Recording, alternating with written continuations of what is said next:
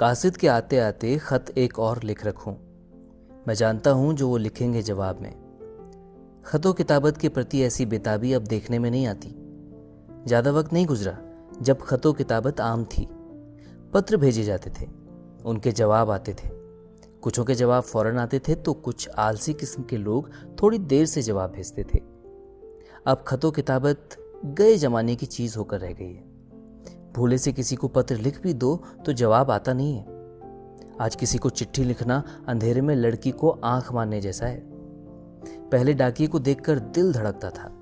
एक उत्सुकता सी पैदा होती थी कि शायद मेरे लिए कुछ लाया हो। किसी दोस्त, रिश्तेदार या प्रियजन का पत्र, खुशखबरी भरा कोई पैगाम। पोस्टमैन आकर्षित करता था, जीवन का एक हिस्सा था। उसका इंतजार रहता था। बहुत दिनों तक जब आपके नाम कोई चिट्ठी ना आए तो डाकिये को रोककर पूछा जाता था, क्यों जी, क्या बात, आजकल खाली हाथ आते हो? या पोस्टमैन खुद ही आपकी खैरियत पूछ लेता, क्या बात है साहब, कई दिनों से आपकी कोई डाक वाक नहीं आई। ये रिश्ता अब जाता रहा। मोहल्लों के कुत्तों ने अब पोस्टमैन पर भौंकना शुरू कर दिया है, क्योंकि डाक कम होती है, इसलिए उस रास्ते कम ही गुजरना होता है। अब डाकिया महकते हुए आत्मीयता भरे पत्र नहीं, टेलीफोन के बिल, बीमे की किस्त जमा करने की याद दिलाने वाले कागज और नौकरी के इंटरव्यू का बुलावा लेकर आता है। हर इंटरव्यू बेसुध। एक और चीज कभी कभार वो घरों में डाल जाता है। सरकारी नौकरी के लिए उम्र के हिसाब से अनफिट होने की पूर्व संध्या पर भेजी गई आखिरी अर्जी जब किन्हीं कारणों लौट आती है। एक फिल्मी गीतकार कहता है, पहले जब तू खत लिखता था कागज में चेहरा दिखता था। सचमुच कागज में लिखने वाले की सूरत नजर आती थी। कागज पर हाथ से लिखे अक्षरों में जो एक शब्दातीत आत्मीयता हुआ करती थी, वह ईमेल और मोबाइल के जरिए भेजे जाने वाले संदेशों में हो ही नहीं सकती। बड़े नाज नखरों के साथ राख छानकर, चिमनी साफ कर, पीतल के लैंप जलाने और लापरवाही से बिजली का बटन दबा देने में बड़ा फर्क है। बंद कमरे में जो उसने मेरे खत जलाए होंगे, एक एक हर्फ ज़मीं पर उभर आया होगा। शायर ने जिस दर्द को बयां किया है वह दर्द ईमेल या एसएमएस को डिलीट करते हुए हो ही नहीं सकता। किसी बेहद आत्मीय के पत्रों को मजबूरीवश जलाने पर ही इसे महसूस किया जा सकता है। पत्रों की दुनिया अजब थी और बेहद हसीन थी।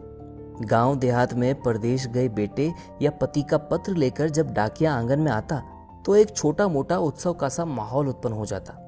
साक्षरता की दर कम थी, ऐसे में अमूमन डाक बाबू को ही पत्र पढ़कर सुनाना पड़ता था। पत्र पाने वाले परिवार के सदस्यों और पास पड़ोस के दूसरे सदस्यों के चेहरे खत सुनते हुए रंग बदलते थे। चेहरे पर एक भाव आता तो दूसरा जाता। बेटे का खत मां को ही संबोधित होता था। पत्नी को चाहकर भी खत नहीं लिखा जा सकता था, क्योंकि यह निर्लज्जता थी, कलयुग के आगमन की निशानी थी, और भी बहुत कुछ था।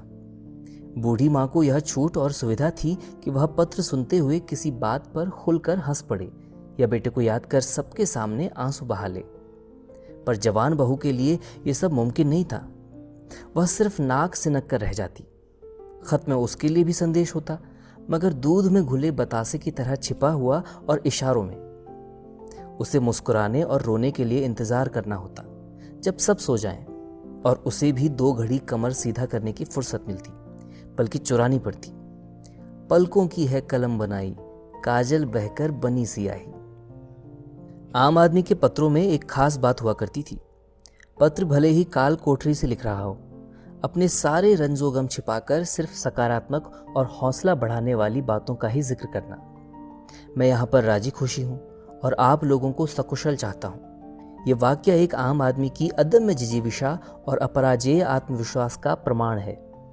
हर हाल में जी लेने और अनंत काल तक परिस्थितियों का मुकाबला कर सकने का भी।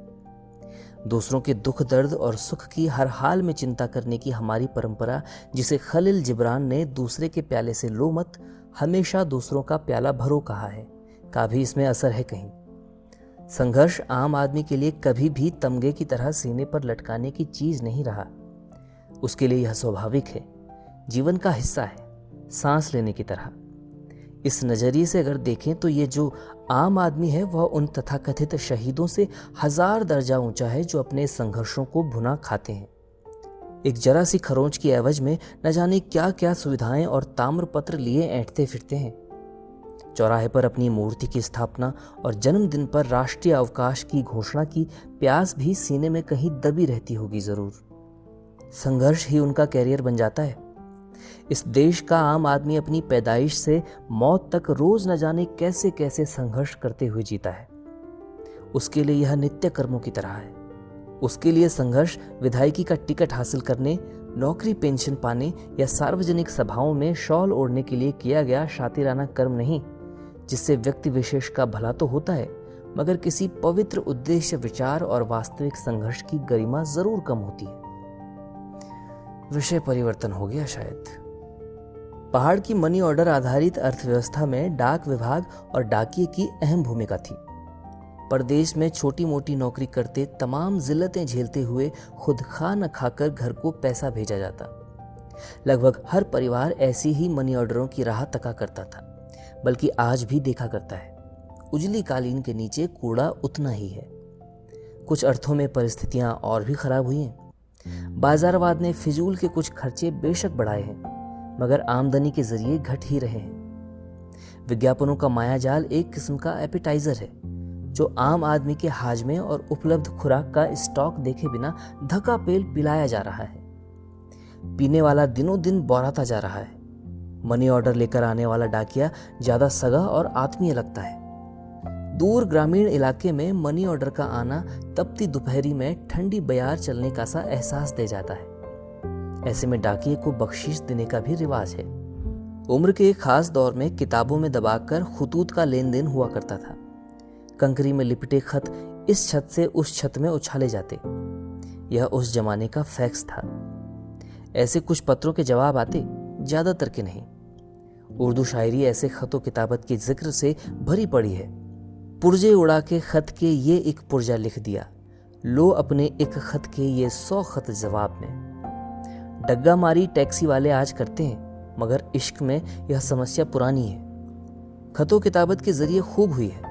नतीजतन कोई भुक्त भोगी शायर नवोदित आशिकों को हिदायत दे गया है कि रकीबों को कासिद बनाते नहीं हैं। पोस्टमैनों के किस्से कई बार पढ़ने सुनने में आते थे कि पत्र पहुंचाने की सरकारी और पत्र पढ़कर सुनाने की मानवीय ड्यूटी करते करते माशुका पोस्टमैन के पाले में शिफ्ट कर गई। असल आशिक जब लौटा तो लड़की उसे डाक बाबू की वर्दी धोते सुखाते मिली। खतों किताबत के बिला जाने से यह लुत्फ और खतरा भी जाता रहा। खतों किताबत को लेकर कई हल्के फुल्के किस्से भी मशहूर हैं। ऐसा ही एक पुराना किस्सा है। बात तब की है जब पढ़े लिखे कम होते थे, खासकर गांवों में तो बिरले ही पाए जाते थे। ऐसे ही एक पढ़े लिखे शख्स से किसी ने चिट्ठी लिख देने की इल्तिजा की, तो उसने यह कहकर इनकार कर दिया कि आजकल मेरे पाँव में दर्द है, बाद में आना। पाँव दर्द और चिट्ठी लिखने के बीच क्या संबंध हो सकता है, समझ में नहीं आया। पूछने पर उस अंग्रेजों के जमाने के पढ़े लिखे आदमी ने खुलासा किया कि भैया तू जिस गांव में चिट्ठी भिजवा रहा है वहां उसे पढ़ेगा कौन? हमेशा की तरह मुझी को जाना पड़ेगा, और मेरे पाँव में इन दिनों चोट है, मैं चल फिर नहीं पा रहा। कुछ दिन ठहर जा, चिट्ठी भी लिख दूंगा और जाकर पढ़ भी आऊंगा। एक और लतीफा है कि शहर से छुट्टियों में गांव जा रहे आदमी के हाथों किसी ने एक पोटली भेजी अपने घर के लिए।